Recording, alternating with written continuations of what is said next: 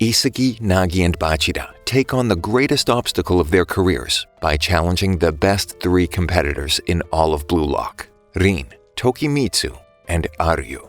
In the world of Japanese football, these three can be considered beasts as they are ranked highest among everyone else. They are led to a smaller football field for the 3-on-3 match, with the winner being able to steal one player from the losing team. The game will be decided when the first team scores 5 goals. They will each be provided with a Blue Lock holographic keeper from the last round so they can focus on scoring goals. Isagi's team is designated as the white team, while Rin's team is the red team.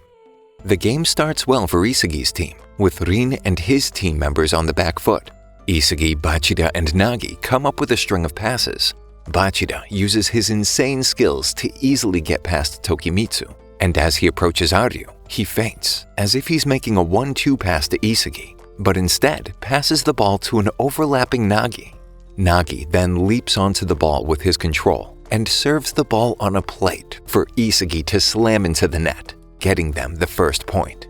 A rush of confidence comes over the team. Perhaps beating the best in the whole of Blue Lock was not a big deal after all. Isagi thinks if they can keep this up, they can surely win. However, Isagi's mental calculations and dreams are shattered when Rin gets the ball. He expresses his disgust at the lack of skill and passion being displayed on the field. For Rin, football is not just a game or a dream. It's a battlefield. And in battle, one should never turn their back on their enemy. As the whistle blows, Rin surprises everyone with a bold move. He takes a shot right from the kickoff and sends the ball searing past the keeper. Rin's team now has a goal, leveling the game in an instant. He even retrieves the ball from the opposing side of the field to finish the game as quickly as possible and focus on the real challenge. Isagi and his team are taken aback by Rin's boldness and skill. He is truly a formidable opponent. Isagi tries to steady himself and reminds Rin that they too are putting their lives on the line to play the game and chase their dreams. Rin responds that it's not about the dream. They need to be ready to die for football. That's the level of passion he has for the game. Isagi refuses to give up, and the game continues with his team on the attack, determined to prove themselves against Rin's gifted team. Isagi spots an opening and makes a pass to Bachida, who in turn passes it to Nagi. But this time, Aryu out-jumps Nagi and snatches the ball right in front of him. The ball makes its way to Tokimitsu, who lacks confidence and eventually passes it back to Aryu.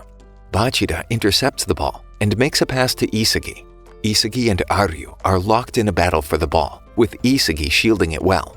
But Aryu's flexibility gives him an advantage, and he kicks the ball right out from in front of him, scoring a powerful goal with his long legs. All Isagi can do is watch in amazement at Aryu's skill. Team White begins once again from the center, and this time the ball is with Bachida. He surveys the field and realizes that all of his teammates are tightly marked, leaving him no choice but to take on the challenge himself. Standing in his way is Tokimitsu, who, despite his high ranking, doesn't seem to be a skilled player and has low confidence. Bachida is confident in his abilities to outplay him. As the pressure mounts, Tokimitsu fears that after all the work he's done, he'll go back to his old useless self if he loses now. Negative thoughts overwhelm him, and he enters a zone, changing his entire playstyle. He quickly catches up to Bachida and grabs the ball. Tokimitsu repeatedly chants that he needs to score goals to prove his worth. His negative mindset pushes him to new heights, and that becomes his power. Isagi tries to stop him, but Tokimitsu proves too strong. Isagi resorts to fouling him, but is tossed aside in the attempt. Tokimitsu effortlessly scores another goal for his team. The confidence of Isagi and his team begins to shatter. They have relied on teamwork until now, but Rin and his team possess exceptional individual skills. They lack teamwork, yet their individual skills are enough to defeat Isagi's team. Isagi is at a loss, but Nagi comforts him and assures him that they will come up with a plan to counter their opponent's strengths. The team huddles together to devise a strategy to overcome this challenge. Instead of playing one-on-one, the team decides to switch to a 3-on-3 triangle formation in order to maintain possession and take advantage of opportunities on the field. They rely on Isagi's vision to identify these chances as the game progresses. Isagi spots an opening and rushes forward, but is met by Rin, who has anticipated his move and is already in position to stop him. Bachida, who's caught off guard by Rin's defense, decides to create a synergy with Nagi by making a pass with some clever spin on the ball. Nagi seizes the opportunity and turns to score, making the score 3-2. Nagi is impressed by the pass, as it's a stark contrast to the usual do-whatever-you-like attitude of his previous teammates. Team White is now back in the game, and Isagi tries his best to keep it that way. But as they chat once more, Rin takes a shot right from the kickoff. Thankfully, this time Isagi is there to react, pushing the ball into a corner. But their woes aren't over yet, as Rin goes to take the corner kick. Isagi thinks he has the most dangerous spot covered, but unfortunately, he forgot that Rin isn't a team player, and instead goes for a vertical spin direct shot and scores. A shot of that caliber shocks everyone on the field. The score is now 4-2. Isagi and his team persist in their triangle short pass strategy. Once again, Isagi even sniffs a goal, but as always, Rin is there to stop him. That's when Isagi realizes that Rin left the spot open on purpose to showcase his superior skill. He gets possession of the ball, and despite Isagi's cries to stop him, he breezes past Nagi and Bachida. Isagi can only watch in despair as Rin's shot soars through the air in a graceful arc, cementing their defeat with a final score of 5-2. This means Rin's team can pull one member from Isagi's group to join them. Rin doesn't care who comes along, but Aryu and Tokimitsu choose Bachida for his exceptional passing skills. Though disappointed, Bachida tells Isagi that if he wants him back, he would have to come and get him and embrace the monster within himself. Feeling dejected, Isagi and Nagi wait for the other two-man teams to arrive in the second stage room. Isagi knows that they had lost due to his lack of individual skill and his dependence on his teammates. Nagi, noticing his despondency, scolds him and reminds him that he had chosen him over his only friend for football, and there was no way he was going to let him give up now. This motivates Isagi to prove that he could fight without Bachida. Nagi deduces that the purpose of this selection round was to test individual skills. Up until now, they had advanced by improving their team play. But the second selection occurs on a smaller field with fewer participants, and individual skills are having a greater impact. Nagi surmises that they are being evaluated on a personal level.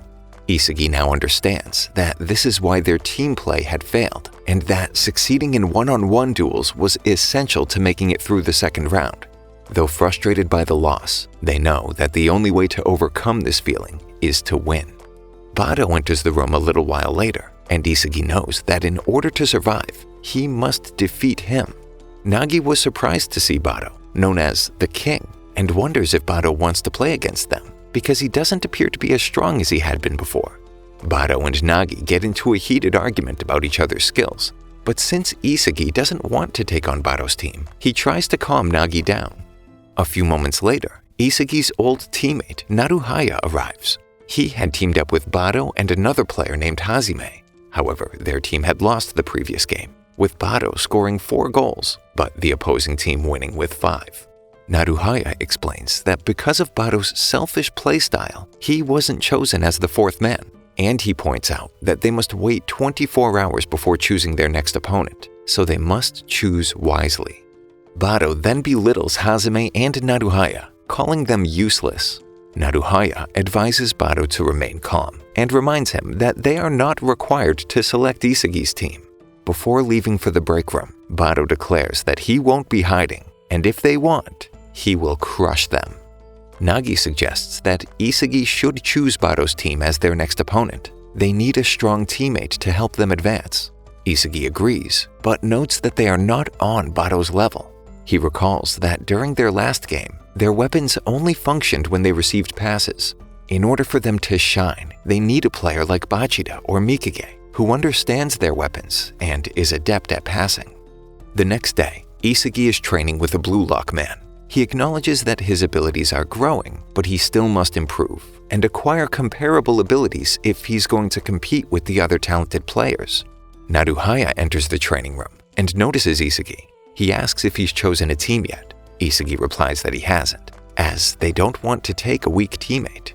Naruhaya understands the difficulty of the decision and reminds Isagi that they still need to take risks, even if they risk being eliminated. He challenges Isagi to the next game, where their aspirations are on the line. Isagi, determined to prove himself, accepts the challenge. The game arrives, and it's clear that both Baru and Naruhaya have improved their skills. Baru scores the first goal from a distance of 29 meters, exceeding the expected range of 27 meters.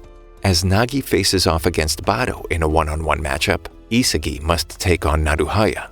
The outcome of the game hinges on Isagi's ability to defeat Naruhaya, but he soon realizes that his skills are lacking, even against Naruhaya. However, Nagi's inner monster awakens, and he tells Isagi to send the ball to any open space on the field. Baru underestimates the strategy, but Nagi has discovered a new way to beat the king by utilizing his excellent control and ability to outmaneuver opponents. Nagi scores a goal, tying the game. As Baru gets possession of the ball, Nagi instructs Isagi to press him, knowing that Baru's ego will prevent him from passing to his teammate. Isagi successfully steals the ball and looks for Nagi. With Nagi's new strategy, defenders have to try to choose between covering him tightly or leaving him some space, and he's effective either way. Isagi fires a pass as aggressively as taking a shot. Nagi receives the ball gracefully and scores another goal, putting them in the lead. As the game becomes more intense, Baru becomes increasingly frustrated and takes a shot from kickoff, but the goalie manages to save it. Though the game seems under control, Naruhaya manages to reach the loose ball before Isagi and passes it to Baru, who scores again, making the score 2-2. As Isagi gains possession of the ball and moves into an offensive position, Naruhaya reveals his true intentions for wanting to play against Isagi's team. He not only wanted Nagi on his team, but he was confident that he could defeat Isagi as well. They had played together before, and he knows Isagi is not a player who can fight on his own. He can't score a goal alone without an assist, and lacks the natural talent and genius of Nagi. He is just average. Isagi tries to pass the ball, but Naruhaya intercepts it, and Baru takes possession, passing it back to Naruhaya, expecting to get it back.